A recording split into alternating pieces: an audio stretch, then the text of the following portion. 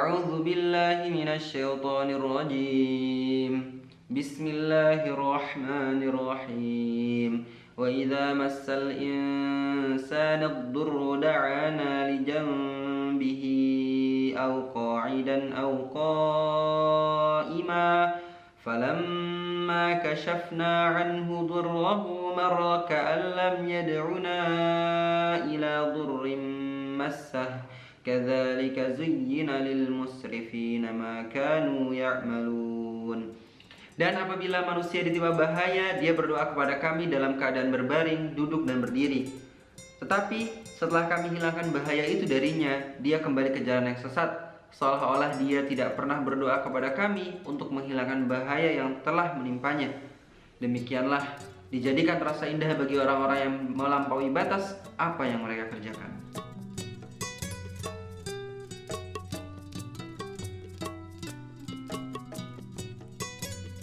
Bismillah, alhamdulillah, wa syukurillah, ala nimatillah, la hawla wa la quwata illa billah, asyhadu an la ilaha illallah wa asyhadu anna muhammadan abduhu wa rasuluh.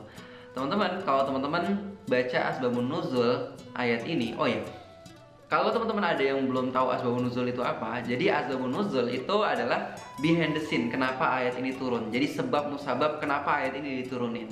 Jadi ceritanya, dulu orang-orang kafir itu dapat masalah yang sangat berat banget, mereka nggak sanggup, mereka stres. Saking mereka stresnya, akhirnya mereka datang ke Rasulullah SAW, minta agar Rasulullah berdoa untuk ngilangin masalah yang menimpa mereka. Jadi garis bawahi ya, mereka itu datang ke Rasul, mereka itu minta doa ke Rasul, mereka mau tahu tentang Islam, mereka mau dekat sama Allah. Kapan? Ketika mereka dapat masalah. Kayak kita banget ya. Kita kayak gitu gak sih? Wah, kalau aku kayak gitu banget. Padahal kita adalah seorang muslim, harusnya dalam keadaan susah atau senang, ya kita harus tetap taat pada Allah. Tapi ya biasanya aku gitu. Biasanya kita kayak gitu kan. Ketika datang masalah, baru deh kita dekat sama Allah. Kapan sih terakhir kali kita bisa sujud lama banget? Kapan sih terakhir kali kita doa lama banget sampai nangis-nangis?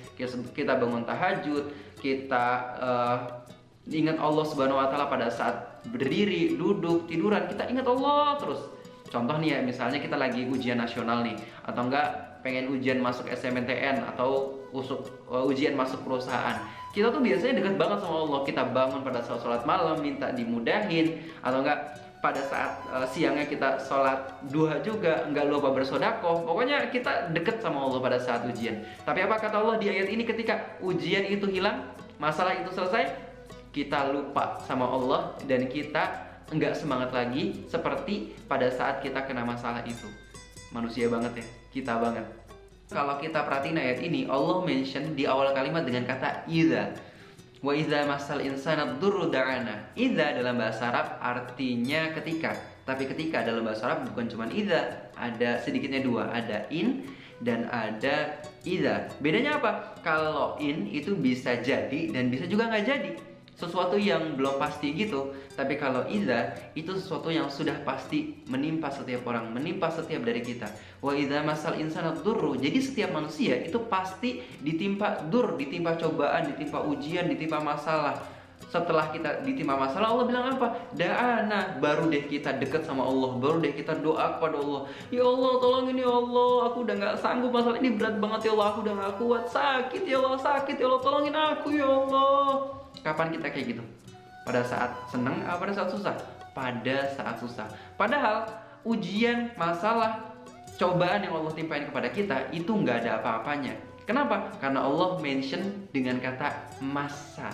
Wa idza massa al-insana dzurru da'ana. Massa dalam bahasa Arab itu artinya menyentuh, meraba. Pernah dengar kata Isa Al-Masih? Kenapa disebut Isa Al-Masih? Karena Nabi Isa hanya dengan menyentuh dan meraba, orang yang disentuh itu bisa sembuh. Masya Allah ya.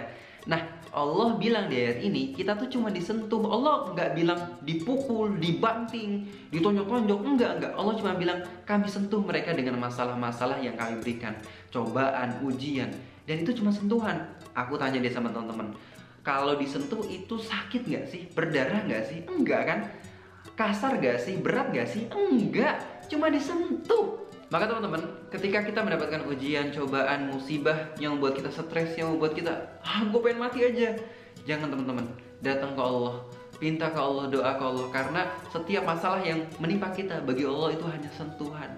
Kita tuh belum dipukul, kita tuh belum dibanting. Doa ke Allah, tobat ke Allah. Maka hikmah dari ayat ini adalah ketika kita mendapatkan cobaan, jangan salahin Allah. Ya Allah, kenapa engkau berikan musibah ini kepada aku? Kenapa enggak yang lain? Aku enggak sanggup, sakit ya Allah. Bukan. Kita dapat cobaan, kita dapat ujian, kita dapat musibah, itu karena Allah pengen deket sama kita. Dan itu adalah kesempatan yang bagus untuk kita lebih dekat sama Allah. Allah pengen kita tuh nggak jauh-jauh darinya.